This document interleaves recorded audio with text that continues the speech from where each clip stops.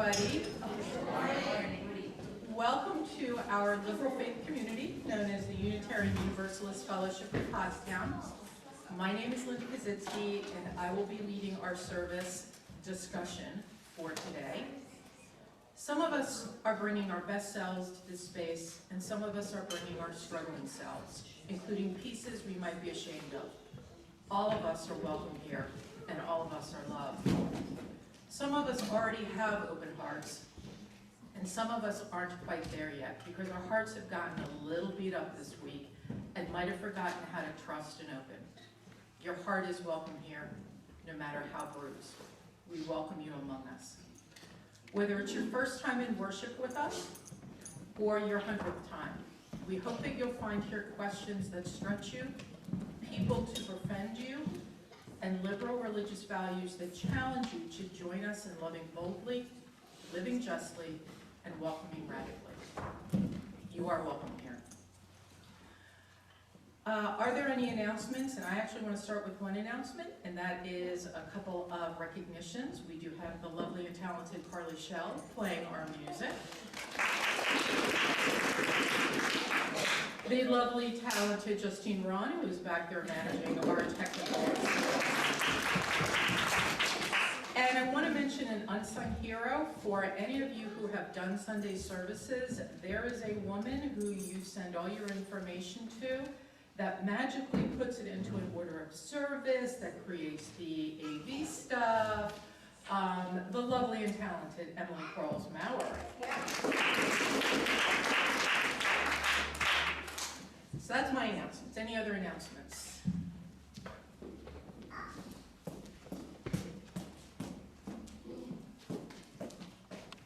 Good morning, I'm Monica. I have a couple announcements. First, our Goddess Gathering is going to be next month on the 14th. It's the second Sunday of the month, and we're going to be making goddess dolls, so it's a craft. We're also going to be talking about chapter 2 of the book we're reading, which is Cakes for the Queen of Heaven. So if you would like to come that day, let me know so I bring enough stuff for the craft. Also, I have a side business that I'm doing, and I'm going to be doing a fundraiser for the church. If you would like to come, we're going to be making terracotta trinket dishes, and it's $25 a person. A third of the profit's going to come back to UUFP, and it's going to be here on the 20th of April from 10 to 12. So it's a short little craft class, and we're going to use pressed flowers and all sorts of stuff to decorate, and we're going to cover it with resin so it lasts forever. So let me know. I'm going to hang these up, but that is it. Thank you. Oh, next week is Easter service. That is an intergenerational service, so hopefully you can bring your friends and family, and we're going to have lots of really great activities going on. It's very, very kid-focused and friendly, and yeah, lots of music and fun. Thank you.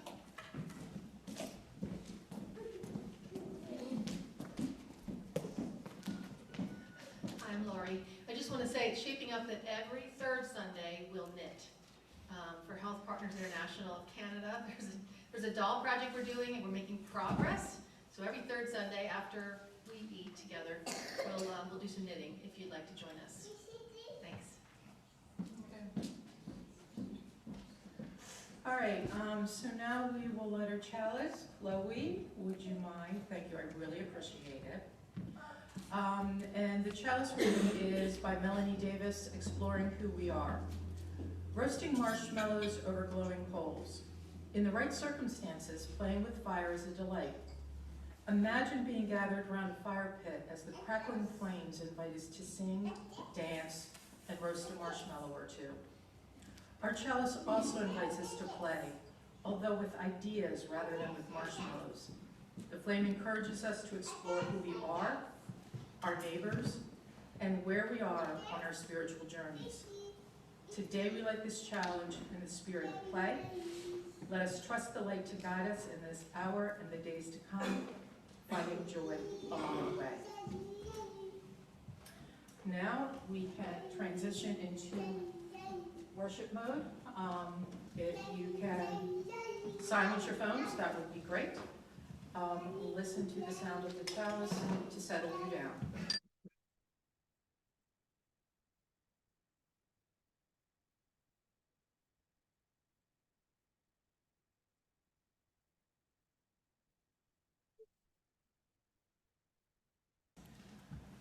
Our opening words today were actually delivered by the Reverend Dr. Martin Luther King at the Ware Lecture, which is the big lecture at General Assembly, which is the UUA annual meeting. And it was delivered on May 18th, 1966. And before I read his words, I want to ask it. Everybody heard the story of Rip Van Winkle? Yes. You know the story? How's that story go? What's the key takeaway there? Anybody know?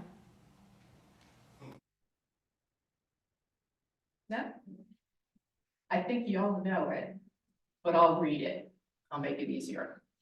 So again, these are Dr. Reverend Martin Luther King's words. And again, this was in 1966. It is a real privilege, and I can assure you that it is a real honor to be in this significant lectureship. I am sure that each of you has read that arresting little story from the pen of Washington Irving entitled Rip Van Winkle. One thing that we usually remember about the story is that he slept 20 years. But there is another point in that story which is almost always completely overlooked. It is the sign on the inn of the little town on the Hudson from which Rip went up the mountains for his long sleep. When he went up, the sign had a picture of King George III of England. When he came down, the sign had a picture of George Washington, the first president of the United States. When Rip Van Winkle looked up at the picture of George Washington, he was amazed and completely lost. He knew not who he was. The incident reveals to us that the most striking thing about the story of Rip Van Winkle is not merely that he slept 20 years, but that he slept through a revolution. While he was peacefully snoring up in the mountains, a revolution was taking place in the world that would alter the face of human history. Yet Rip knew nothing about it. He was asleep. One of the great misfortunes of history is that all too many individuals and institutions find themselves in a great period of change, and yet fail to achieve new attitudes and outlooks that the new situation demands. There is nothing more tragic than sleeping through a revolution. Our opening hymn will be 131, Love Will Guide Us.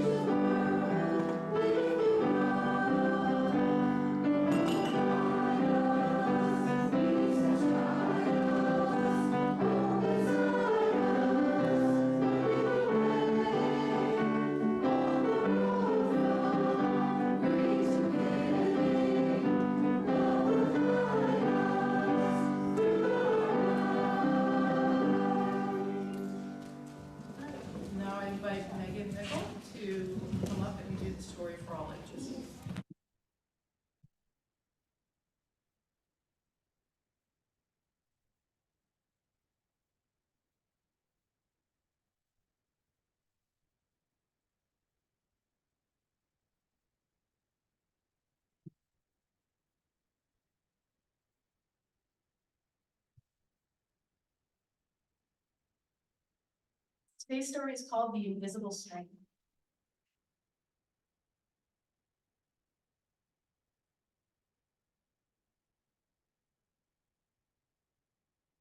Liza and Jeremy, the twins, were asleep one calm and quiet night.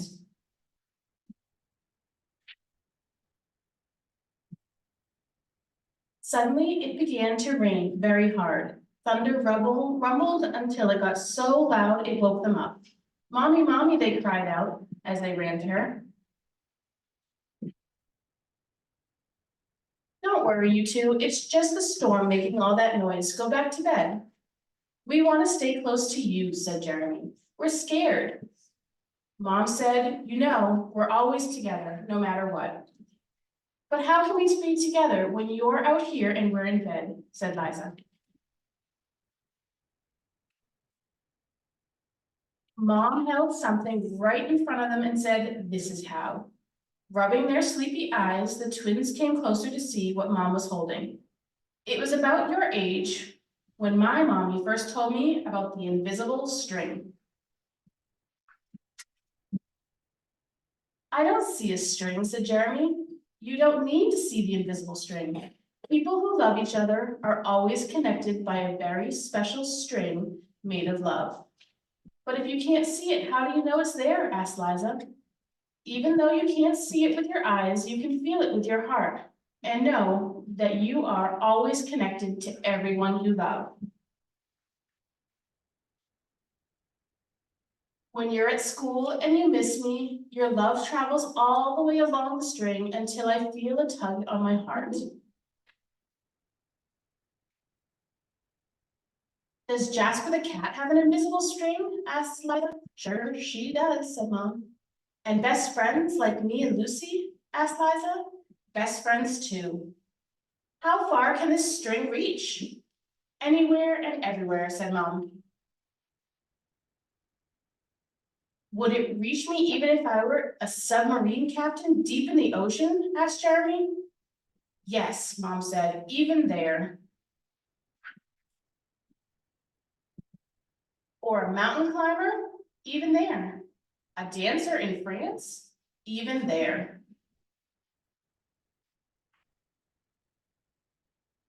A jungle explorer? Even there. How about an astronaut out in space? Yes, even there. Then Jeremy quietly asked, can my string reach all the way to Uncle Brian in heaven? Yes, even there. Does the string go away when you're mad at us? Never, said Mom. Love is stronger than anger, and as long as love is in your heart, the string will always be there. Even when you get older and can't agree about things like what movie to see, or what game to play in the back seat, or what time to go to bed. Oh, that's right, you two should be in bed.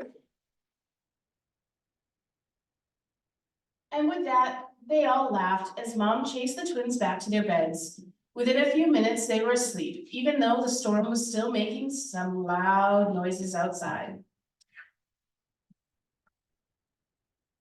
As they slept, they started dreaming of all the invisible strings they have, and all the strings their friends have, and their friends have, until everyone in the world is connected by invisible strings. And from deep inside, they now could clearly see no one is ever alone.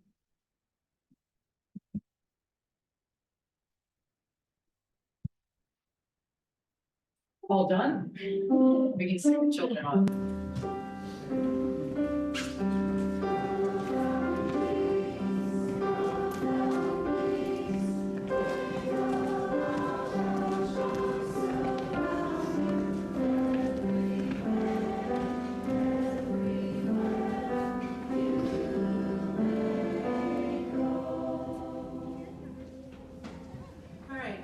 Now's the time.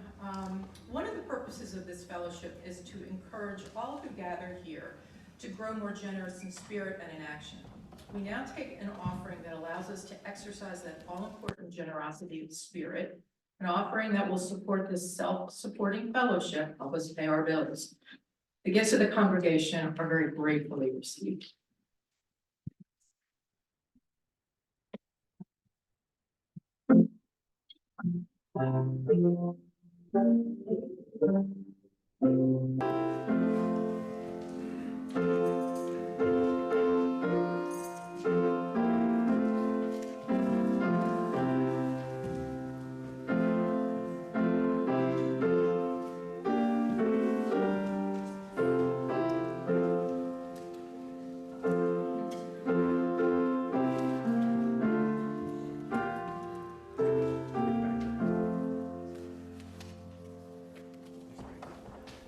Thank you, everyone. Okay, so you may be saying, why revolution and love? How does that link? And the strings that linked everything together. Well, it actually does. And then we're going to be talking about the evolution of Article 2. That's in the UUA bylaws. We as UUs take great pride in the statement that we are a living tradition. We strive to be relevant in the world around us. Dr. Martin Luther, the Reverend Dr. Martin Luther King, further on in his Ware lecture, made the statement, and there can be no gainsaying of the fact that a social revolution is taking place in our world today. And yes, those words were said in 1966, but I actually think they could be said in 2024, right? We have got a social revolution going on everywhere you look. Just turn on the news. The world continues to change, and therefore, so does Unitarian Universalism, in order to remain relevant and as a living tradition. Today, we'll talk about how the UUA is proposing to do this, but first I want to give a little civics and history lesson, and I also want to give the caveat, this is meant to be a discussion. I know that King sent out sort of a pre-read that has the current traditions and the proposed ones. Not sure if everybody got them or had a chance to look at them. I actually do have in the back, Emily, next to you, the resource that has kind of the both side by side compared. They're tiny, so you need good eyeballs to see it. Sorry. Again, anybody has any questions, please feel free to interrupt me. All right.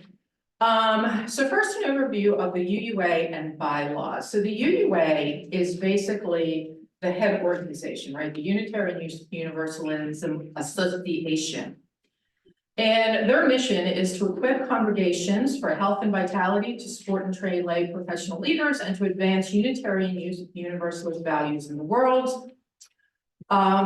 Each of us congregations is autonomous, and congregations vote for the leaders of the UUA, right? So what you need to understand, I had mentioned General Assembly. For those of you who are not familiar with it, it is every year.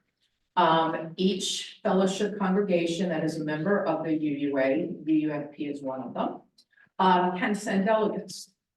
And think of it as the House of Representatives, because the number of delegates that each fellowship has is based on its size. So we actually have 2 delegates that we can send every year that represent us and our point of view, and we can vote. It is, remember, we're a democratic process. They vote for the president of the UUA, they vote for board members, they vote for lots of things, including amendments to the bylaws. It is no different than what we do here. We're going to change our bylaws at UUFP. It comes before the congregation and it is voted on. Bylaws, just in case you don't know what a bylaw is. Set of rules established by an organization or community to regulate itself as allowed, or provided by some higher authority. Church bylaws form an agreement among church members, not only members here, but member congregations, acting as guardrails necessary for healthy church governance and action. All right, any questions on bylaws in the UUA? So Article 2, what is it? Just in case anybody's bored with a little light reading, here are the UUA bylaws. Okay. There are, I believe, like 20. There's a lot. I should know that, but I don't. Article 1 is basically the name. Article 2 is pretty much who we are. And it is in the bylaws that every 15 years, to ensure that we are an association as a living tradition and that we don't become creedal, we go back and relook at it, anything within the bylaws. And Article 2 is the covenant to which all congregations and covenant communities pledge themselves when they become members of the UUA. And it's the covenant between congregations. So not only is it the covenant with us in the UUA, it's covenant with us in Thomas Paine and Wellspring and any other UUA congregation that's out there. All right, so I have a couple of slides. So the first one, so this is the first set of principles, all right? And imagine, it's 1961, you've got Unitarianism, right? That's been a religion that had been around for a couple hundred years. You've got Universalism, another religion that had been around for quite a while. They decide to join. Again, they need to create governance. How are we, who are we? What are we going to do? How are we going to go forward in the world? When people say UUs, what are they going to be thinking of? So in 1961, imagine the debate, discussion that went on to come up with these. All right. And I don't know if you can actually see them, but it's the wording is actually quite 1961-ish, for lack of a better term. To encourage cooperation with men of good will in every land. Yeah, right there, that was a red flag for me, but hey, it's 1961, right? So it's very interesting. There's God mentioned through this, right? So there was still in 1961 a very strong linkage and a belief in the power of the Almighty. All right, that was 1961. I think what's important to note is these are the same bylaws that in 1967, when the UUFP was founded, this is what the UUFP covenant to. Just food for thought, right? Okay, so let's talk about revolution.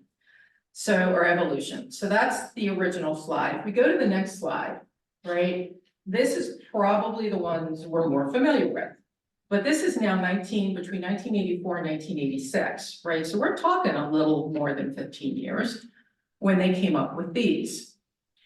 And also with this is they decided to call out sources, right? We're very familiar with this and we think, okay, these have stood, but these actually have evolved too. So it's not like, okay, the last time we talked about this was 1984 or 1985. In 85 and 86, they added the sources, right, which kind of is the bullet point of where we get our sort of beliefs from. There were changes in 1995. They added the spiritual teachings of earth-centered, right, because before it was all books and Bibles and other sort of written texts. They then added earth-centered teaching. 2009 apparently was a very busy year. There were lots of amendments put forward. There were 5 amendments, right? There was freedom of belief, change individual freedom of belief to congregational freedom. Change inclusion, change non-discrimination to the word inclusion. There were lots of different things that people were proposing, 5 of them. The changes were rejected by a vote of 573 to 586. So just because we are in alignment doesn't mean we necessarily vote the same, right? And as you can appreciate, there's a lot of feelings, right? We take these to heart. So there's a lot of debate and discussion. So they tried to get that through. 2013, it took them to 2013 to actually change non-discrimination to inclusion. They changed persons and groups with particular identities, ages, abilities, and histories to replace such barriers with ever-widening circles of solidarity and mutual respect, right? 2017 had amendments that both passed and failed. What failed was change the first principle from we covenant to affirm and promote the inherent worth and dignity of all people to all beings. That failed.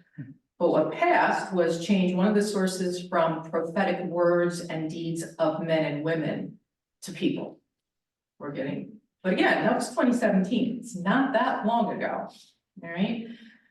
So what I'm hoping you understand is that there has been constant evaluation of this. This is not just kind of all of a sudden this has come forward.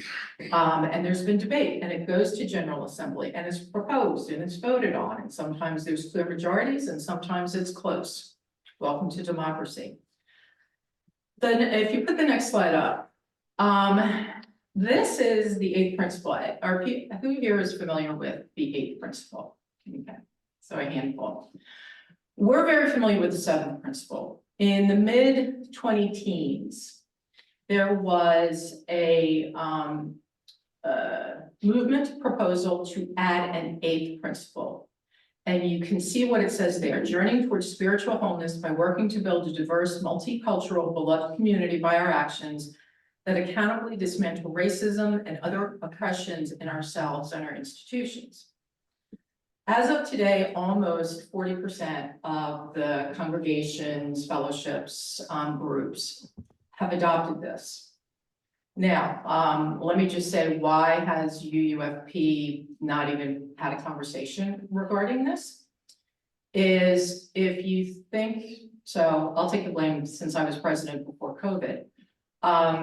The board was focused primarily on keeping us open and keeping us functioning, and looking upward and doing more at the UUA level, all of that. Just, you know, we were, like I said, it didn't hit our radar. I knew it was there. I knew it was something we had to discuss. The board did.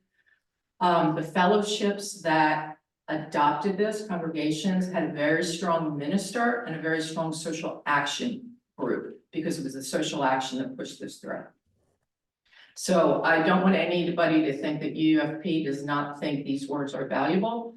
It's just, and I'm not using it as an excuse, I'm using it, that's the fact. We just never had the discussion. But that is out there. Questions on that?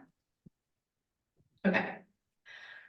So taking all of that and taking the fact you just love debates and discussions, in 2020, right, and we haven't really looked at this, the UUA basically said we need to redo this. We need to look at, because the question became, well, then why isn't the eighth principle adopted at the UUA level?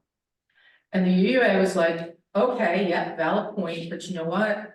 We need to, if we're gonna just do that, we need to look at all of it, because are we relevant? 1984 and or 2020, that's a lot of time. Are we still relevant?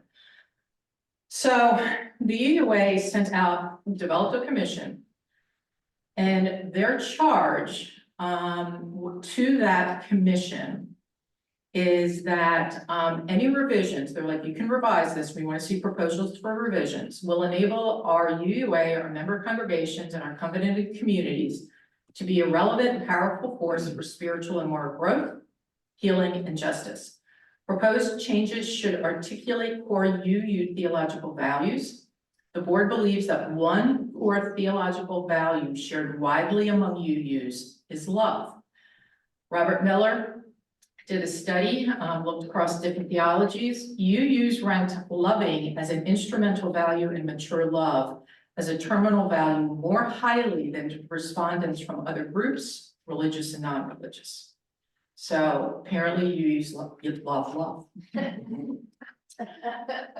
The new principles and purposes should guide us in the transformation of ourselves, our communities, and our faith into active networks of collective care, restoration, and justice. Should be a living document that challenges Unitarian Universalists to place the liberation of all at the center of our lives.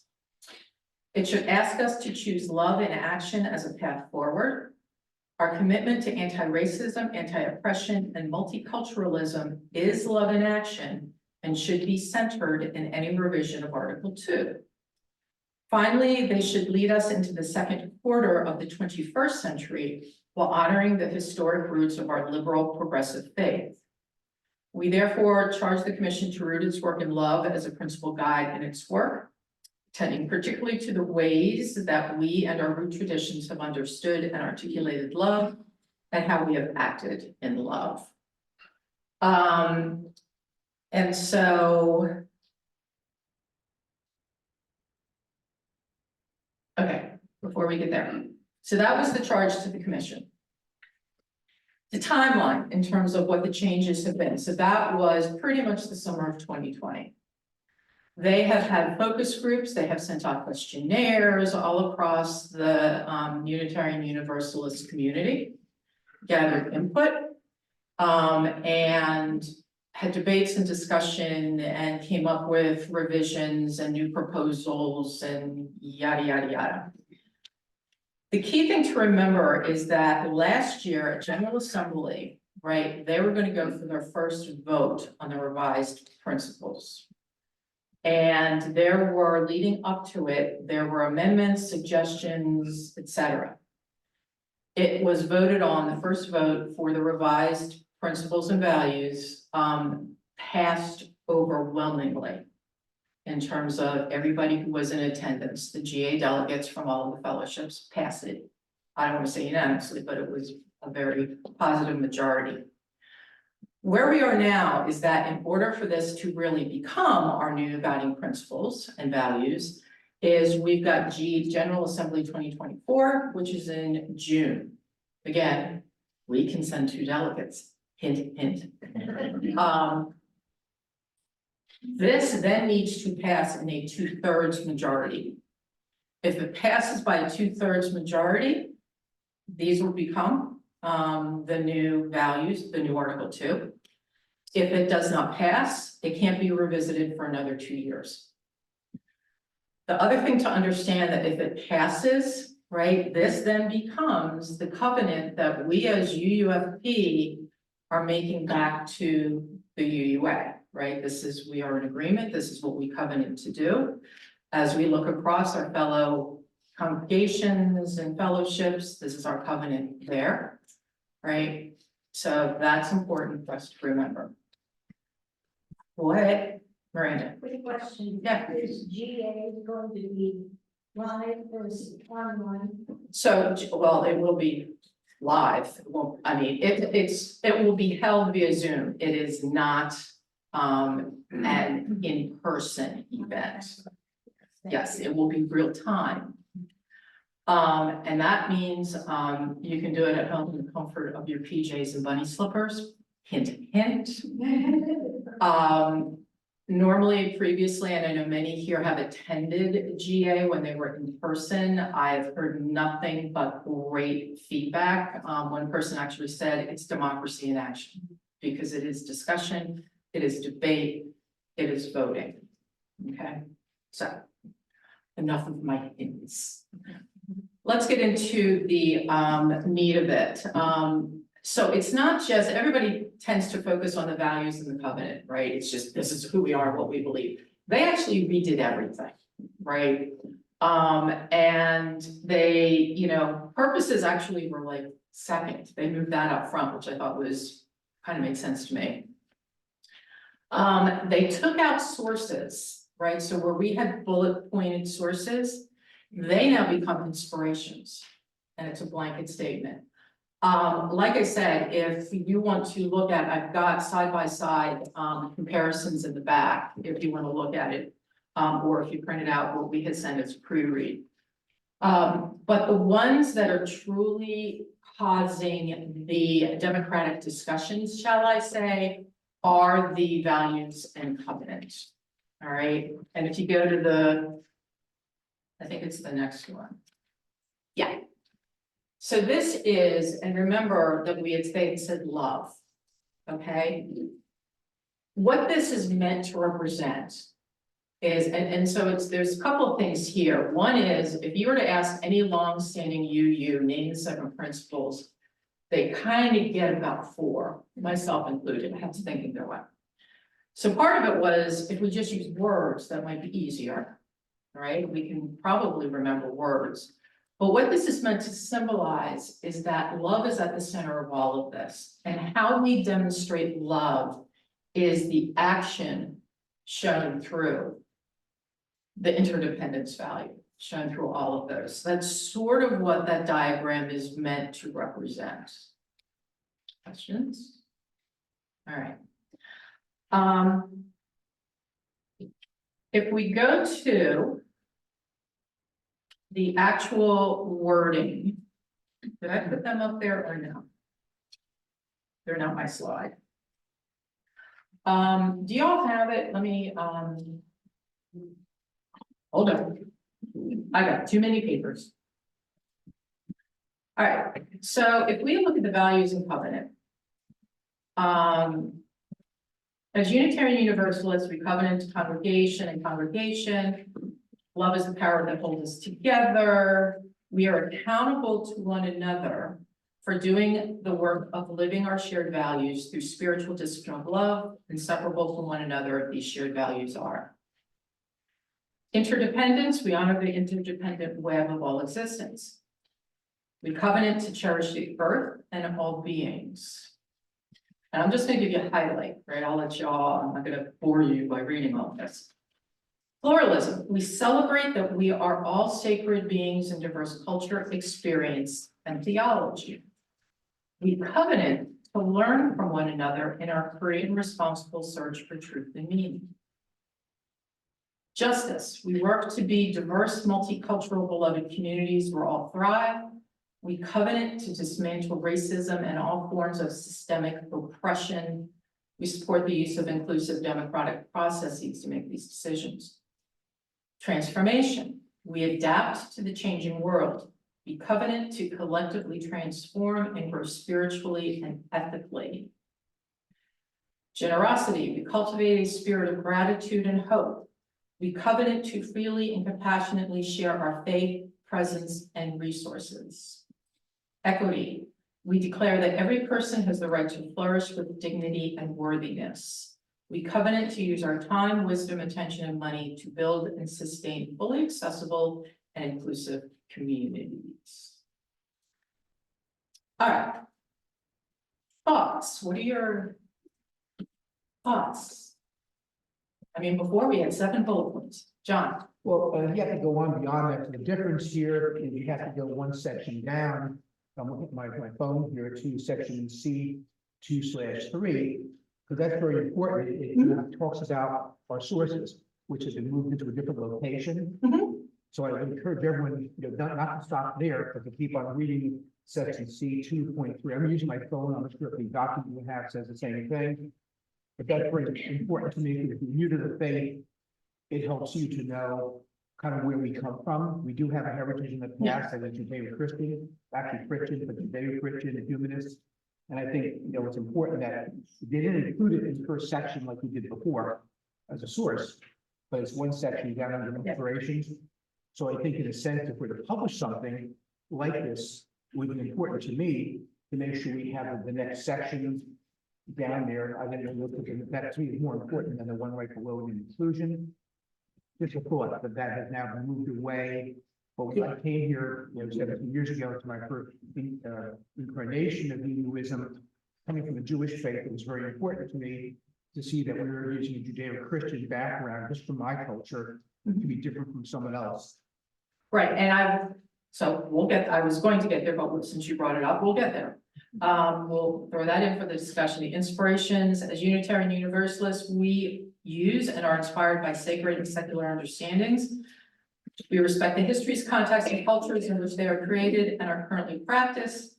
These sources ground us and sustain us in ordinary, difficult, and joyous times. Grateful for the religious ancestries we inherit and the diversity which enriches our faith, we are called to ever deepen and expand our wisdom.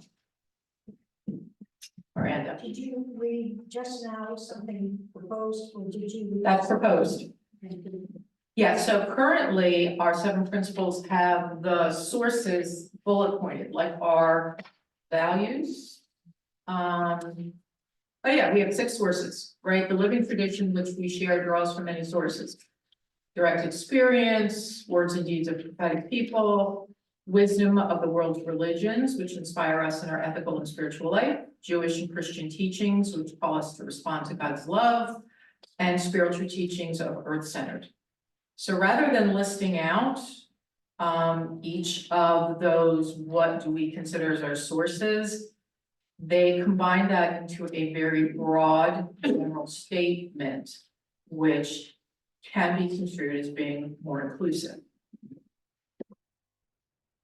All right. I was just going to say, I actually like the new inspiration section, and the second one. It's the original sources itself. Yeah. Also, So once again, I'm coming from the point of view of a newcomer. So those of us who have been inculcated in the faith can understand these very well. if you walk in the first time and coming from a mainline Christian faith or something else, you know, we may still want to be able to give people a sense of continuity with where they're coming from and where they're coming into. I'm looking at it from a different set of eyeballs.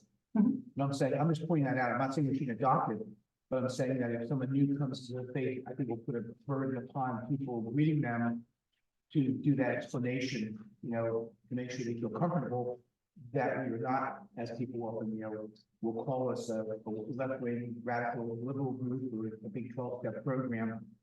That's not a concern for people who are coming for the first time. This may not be explicative enough to help them wrap their head around, you know, our basic roots.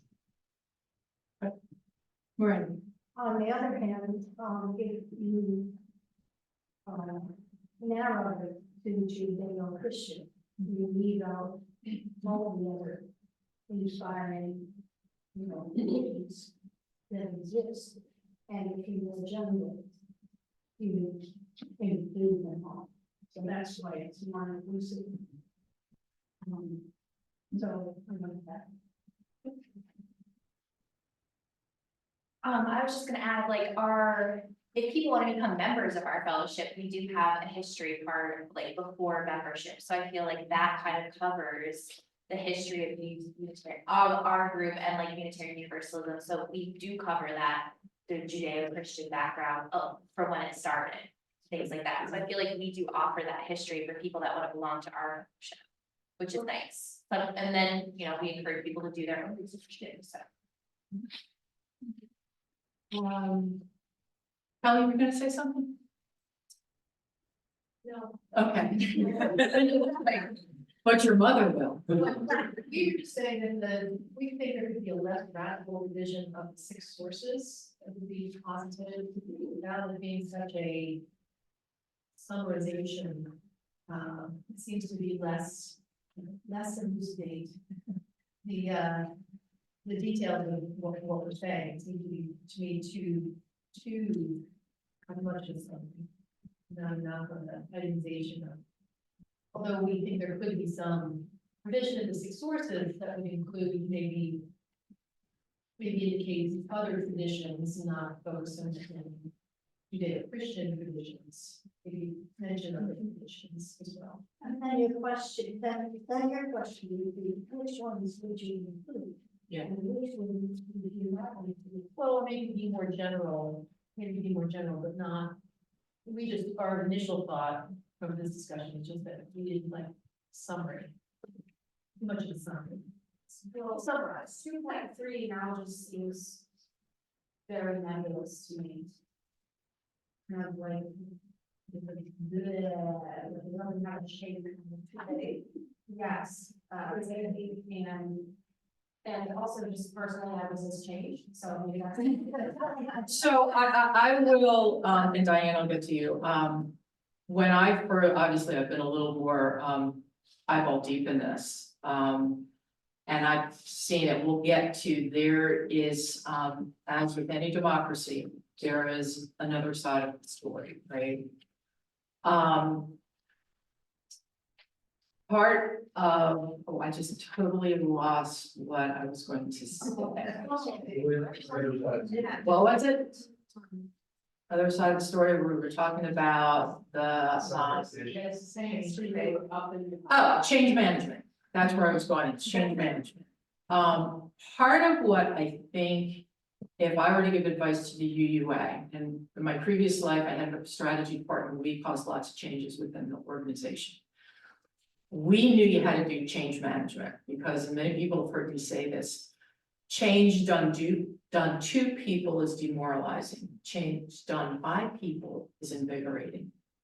And a lot of people are feeling this is being done to us because maybe they weren't part of the focus groups. So I didn't get the questionnaire, I didn't, right? So I think there could have been a better part of getting buy-in. One, why we need to do it, and two, how we're going to go about do it. Now, they were very transparent on the UUA website, but you know, even as president of the board, I can tell you pretty much that's not one of my bookmarked websites. Right? And I know people still get the UU World, not sure how many of you actually read this, but this has been going on, they've been very transparent about it, it's been out there, right? Yet many people are thinking we are rushing this.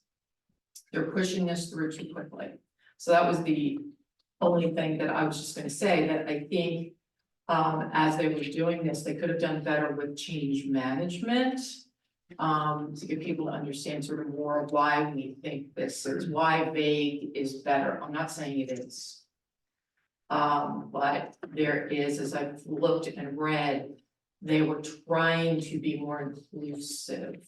And the less descriptors you give opens the door wider to other things versus very prescriptive. Here are the 6 sources, and that's it. So I get it, I feel your pain, change is tough, people do change. So yes, you're not alone. I just don't see, I mean, when the old way 6 sources, it's clear that we draw from direct experience, words and deeds of primitive people. I mean, even if we're not naming religions, and we do say the world religions, it seems to give more, these are specifically the things that are feeding us. And then the new one, I don't know, it just says sources. So one of the things that, and I spoke to our UUA point person. What if this passes in June and these become the new values of UUA? Yes, that becomes part of our covenant up and our covenant across. However, if we feel that for our fellowship, using the old principles and sources meet our needs better, we are free to do that. But with the knowledge that at the end of the day, you know, it really becomes if the new ones pass that. So I think they would be, and I can go back to Santa Saeed, who is our point person. We could probably do that, have a resource that says for new people, if you are questioning what really does this mean in sources, we could probably have something that maybe bullet points it out. And I'm sorry, you were going to say something, Diane. I was going to one. Vague is having something that's broad and inclusive is great, but vague gets to a point where it doesn't say anything. Specificity in actual information, and that's helpful. Adding the source of secular sources to those who, because we do draw from those as well, seems to fix. I guess you could. I understand why they want to make it very inclusive and simplified, but vagueness is not helpful, and yet adding secular sources would be important. So, yeah, that's.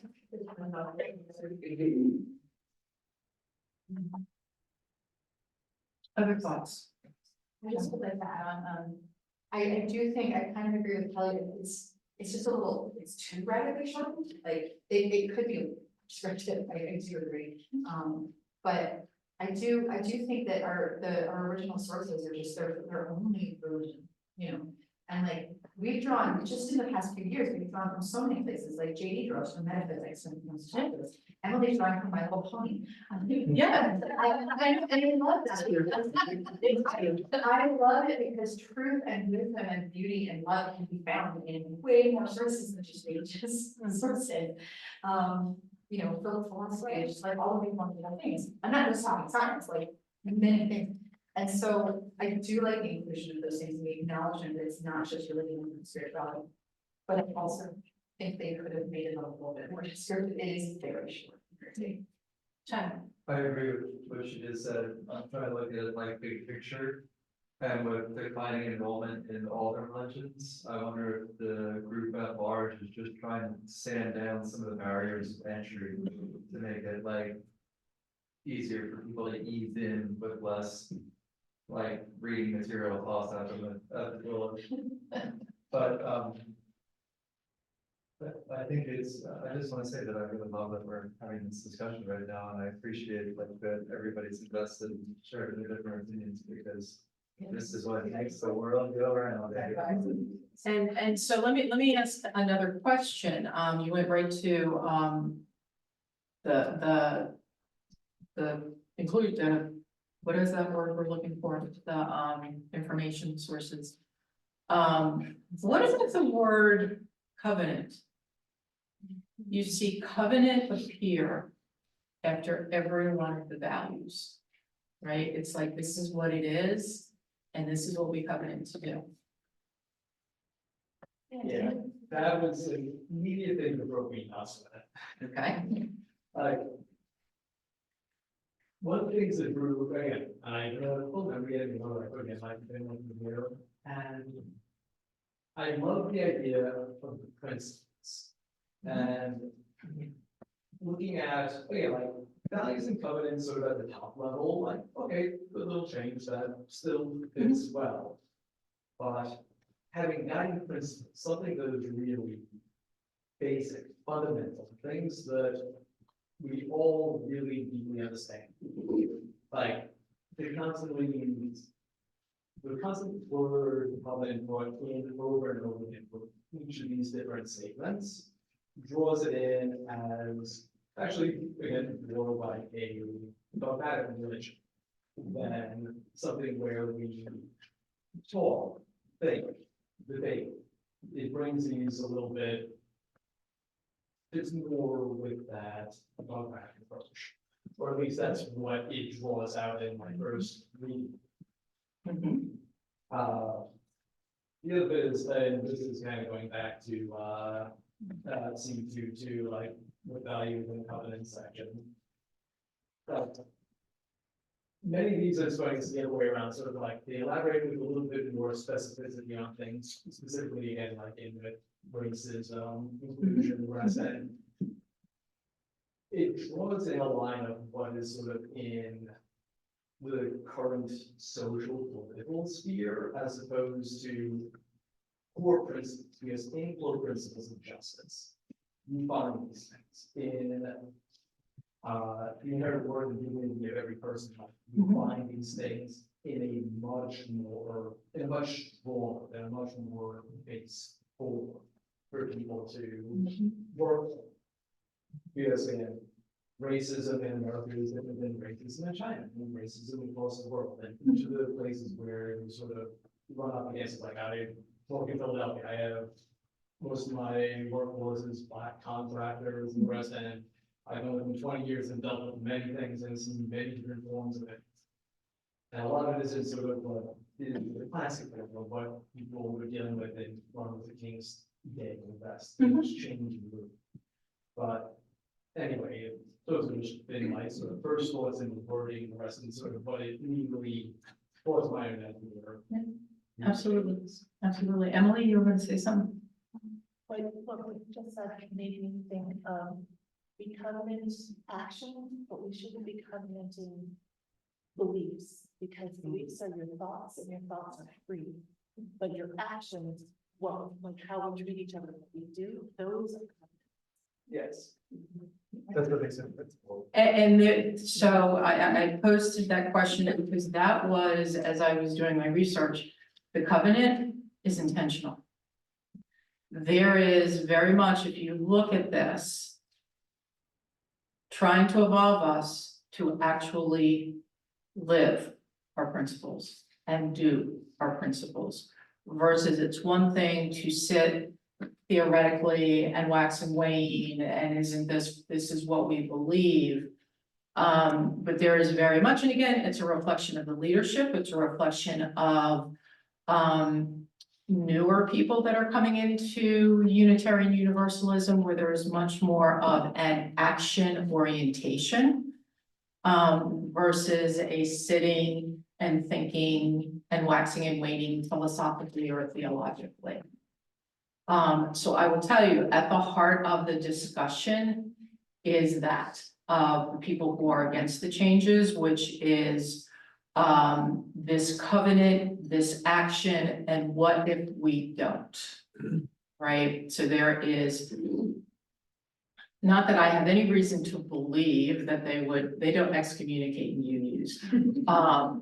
They have defellowed, there's a word I never knew existed, 2 Unitarian Universalist ministers who wrote books that were speaking out against Unitarian Universalism, and the UUA defellowed them. Now, you could say, well, how can you call yourself a UU minister if you're speaking out against our principles and values?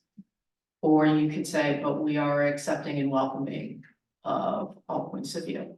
Yes. When was that? Over the course, I'm really sorry Alan Play was not here. He and I have had in-depth conversations regarding this. And he has done far more research than me on this. So there is a lot of debate and discussion on this. And actually, Justine, if you want to go to the next slide. So, in your own personal search for truth and knowledge, I'm giving you a couple of websites, and the one, there is the Resistance. SaveThe7Principles.com has got a bunch of videos, and other things that are going on there. There is one that actually took me back to high school English. I wanted to put a pencil in my eye. But, well, no, because no. Here is. So here's what's very interesting, and I've looked at, Alan has turned me on to a lot of people who are not for this, all right, and they're very articulate reasons why. As I stepped back and looked at all of these videos, and this is Linda as a UU, right? This is not, I'm just stepping aside, I'm just gonna give you what I observed. What I saw of all the people who were against change were people who, I'm a long-term UU, they took great pride in being a long-term UU. They also were, and I like to think I'm still young, but I'm gonna be 64, right? They were my age and older. And they were all white. And a lot of the resistance to change that I was kind of peeling out. Now, I'm not to say that I only saw 10 videos. There are probably a whole lot more. Is we've got people looking at the world around us, the social world we're living in, saying we need to evolve, and that if that evolution means we need to now take action, that's what they're trying to push us to. So I'm not saying right or wrong. And this is what's great about this, and I realize we're going over. I want to offer up, we can further this discussion. We can set aside time. I'm not sure it would necessarily be a Sunday sermon, but we could certainly set up some additional time, maybe after a Sunday service. If there's a bunch of us that want to have further discussion about it, do some research, I'm willing to be open about that. I am looking for 2 people to represent us at General Assembly because our vote does count. And if we are saying that, you know what, not feeling this, not sure this is the right thing, we need to use those 2 votes to good. Because my big concern about the next presidential election is a lot of people don't like the outcome and they're just not gonna vote. They don't like the choices and they're not gonna vote. Miranda. So about the 2 people who attend, Yes. will they be voting at BA according to what everybody? They vote according to the fellowship. They may personally not like the principles, but if the fellowship says, yeah, no, we vote for it, yay, it's a big yes. They vote to represent the fellowship. Will this be on the agenda at the congregation meeting? No, because GA, oh no, our congregational meeting is early. Yeah, we can put it to a vote and say, how do we want our delegates to vote on that? That's a very good point. Thank you very much for that. I just want to put my thumb on the side of the scale to what you were just speaking to, like the idea of the evolution of it and the main premise of like cultural revolution and cultural change that we're experiencing in light of the turmoil of some of the election. But when we look at the word covenant, it's just like, I think it's just been contaminated by the covenant, capital D, capital C covenant. And it's just an agreement, you know, a covenant is an agreement. So possibly, as I'm almost over, this language is just asking for skin in the game. And I'm reminded of a book I read called Why Don't Black Children Sit Together in the Cafeteria? 2 years ago, it had its reprinting after 20 years, I believe. It's by Dr. Tatum. She makes a really good analogy that if all of society, if there's a force in society going in one direction, so like in the race, the direction of institutionalized racism, think of it like one of those moving walking paths at the airport. So if there's a force in society going in one direction, like one of those moving paths in the airport, if you turn around and face the opposite direction, you know, and say like, I'm not racist, and you just turn around and face the other direction, the force is still moving you in that direction. You need to actively take steps in the alternate direction to make change. So would I say that I covenant to that? Like, do I agree to that? I do agree to that. What makes me take those steps? The principles, I would say, you know, like the things that we discuss on a regular basis. So when I think of it as a concept of agreement, without being scared off by the word covenant, or not, I don't want to denigrate it, without being suspicious of the usage of the word covenant, I look at it like we have all these different backgrounds, we have all these different ideas, we have all these different source materials, but ultimately the reason we come to this building is because we are funneling all that information into basic agreements to say that, yeah, this is what we should do in our culture, our society, our neighborhood, our schools, our families, our difficult Thanksgiving dinner conversations. However micro or macro you look at it. So maybe they're using the word covenant as kind of like that call to action. Also, the covenant wouldn't imply the degree to which you need to involve yourself in that action. So it's not like they're saying you have to do this, you have to get active in this action. You know, you have to take this action as a fellowship, rather than it's your choice how you involve yourself. There is, and part of the resistance is, and again, I am a firm believer, words you use are critically important. But the reality is, the intention of your words have to go through the filter of the ears of the person who's listening. And there are many people who are reading these words and their filter is, I don't know what to call it, but I'm going to use the word fear. Because they fear covenant, because what if we don't? What are you going to do? You now say you're holding us accountable. What does that mean? Who's judge and jury? Who's going to be? So there is, and again, I don't know if it's the resistance to change, I don't know what's fear, but there is this filter that people are reading these words. And while I looked at them and went, okay, cool.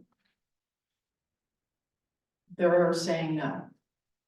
But that's what, okay, welcome to democracy, right? So Kelly.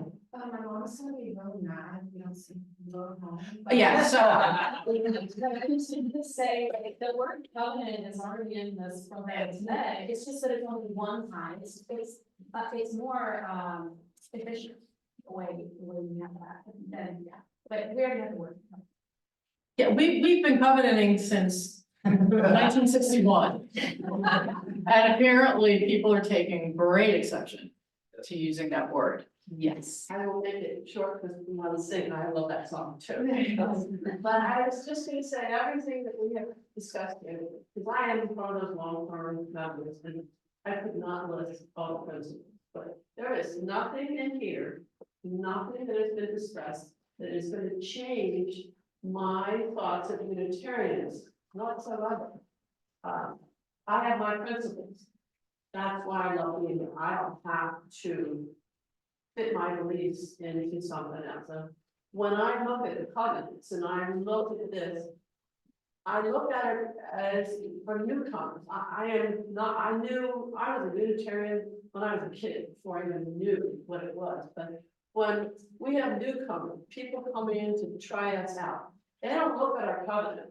They don't look at any of these rules and bylaws. They see us and they see how we act. So nothing that we say here, I think, is going to change how we act toward newcomers. The love that we have, the openness that we have, I think will not change if we have a problem with one word or another, or making it too general, or making it too specific. So I'm done. We should have built that farther ago. And the other thing is there are, and this is not a hint, this is a request. I would like 2 volunteers who want to represent UUFP at General Assembly, in June. There is, for those 2 people, we get you signed up, there are a chance to continue to make amendments. Now, the amendments are wordsmithing. It's not totally hate this, and I'm just gonna come up with something else, right? So there is a process, and I'm not gonna bore you with it, that can undergo, but they are still accepting amendments. And the first thing that they will do at GA is vote on the amendments that made it through. Change that, the new Article 2, then vote on that. All right, so again, blatant brick to head request. I need 2 people who want to represent us. With that, again, let me know if you want a further discussion, how to have the discussion. We'll take that offline. Thank you very much. We will move into Joy's and, oh no.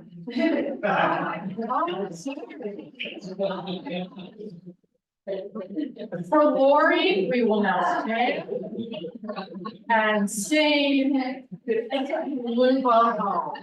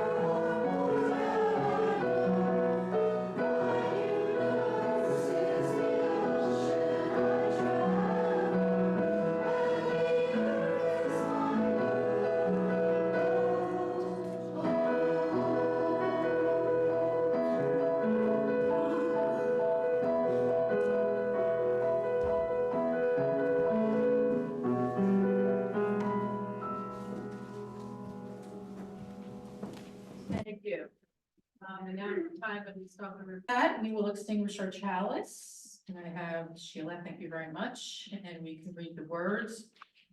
We extinguish this flame, but not the light of truth, the warmth of community, or the fire of commitment. These we carry in our hearts until we are together.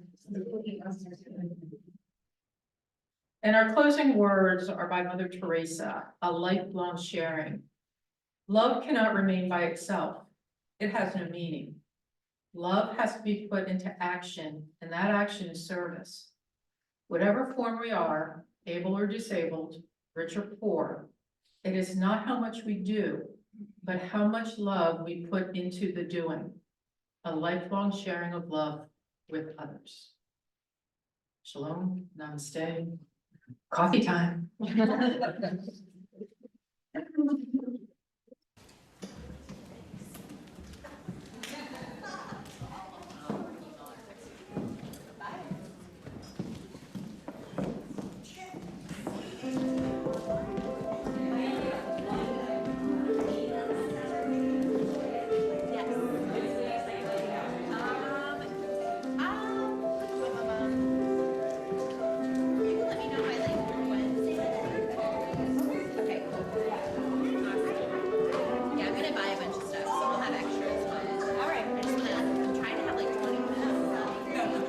That would be great.